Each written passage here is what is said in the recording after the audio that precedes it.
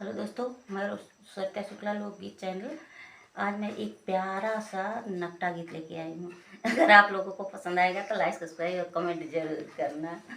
नैहर नगरी राजा बड़ा नीक लागे, नैहर नगरी राजा बड़ा नीक लागे, नैहर नगरी राजा बड़ा नीक लागे,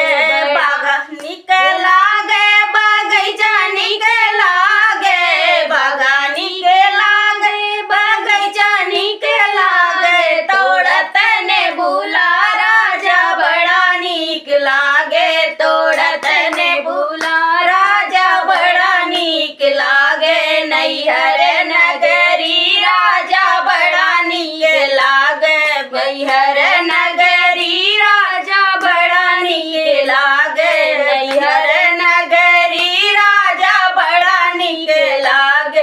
कुंवरा नीक लागे, जगतिया नीक लागे, कुंवरा नीक लागे, जगतिया नीक लागे, भरत घैला राजा बड़ा नीक लागे, भरत घैला राजा बड़ा नीक लागे, नैहर नगरी राजा बड़ा नीक लागे, नैहर नगरी राजा बड़ा नीक लागे, ताला नीक लागे, पोखर नीक लागे, ताल नीक लागे, पोखर नीक लागे, भारत मछरी राजा बड़ा नीक लागे, मारत मछरी राजा बड़ा नीक लागे, मारत मछरी राजा बड़ा नीक लागे, नैहर नगरी राजा बड़ा नीक लागे, नैहर